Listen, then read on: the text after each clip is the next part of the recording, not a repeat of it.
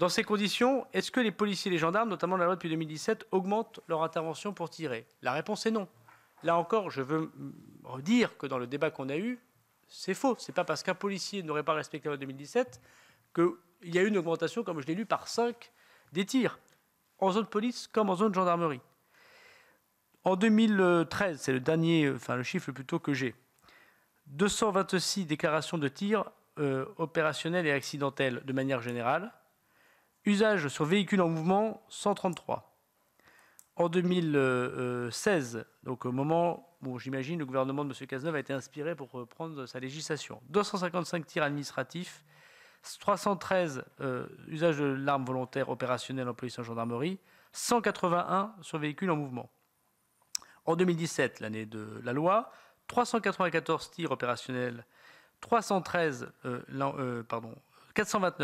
usages de l'arme volontaire opérationnelle et sur les véhicules en mouvement, 255. Prenons l'exemple, alors 2020 c'est une année Covid, ne me paraît pas une bonne comparaison, mais 2021 qui était une année Covid à moitié, 290 tirs opérationnels, 341 usages volontaires opérationnels, 201 sur véhicules en mouvement, 2022 qui est une année pleine, sans Covid, 285 déclarations de tirs opérationnels, 317 usages d'armes opérationnels, 168 véhicules en mouvement. C'est-à-dire que la police et la gendarmerie, c'est le contraire de ce qu'on raconte. Il y a de plus en plus de refus d'obtempérer et ils utilisent de moins en moins leurs armes. Ça, c'est la vérité des chiffres. Et j'ai le détail. Police et gendarmerie, si vous le souhaitez, monsieur le sénateur, je vous les passerai. C'est exactement la même chose. Dans les deux façons, il n'y en a pas une qui augmente et une qui baisse, les deux baissent.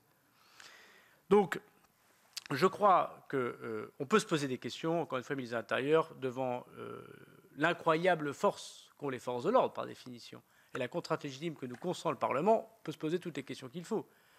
Après, vous êtes d'accord avec moi que la loi que vous venez de voter n'a pas encore produit ses effets, puisque nous sommes dans la première année budgétaire de cette transformation. Et encore une fois, nous avons augmenté de 4 mois la formation, c'est-à-dire on a augmenté d'un tiers, nous avons augmenté de 50% la formation continue.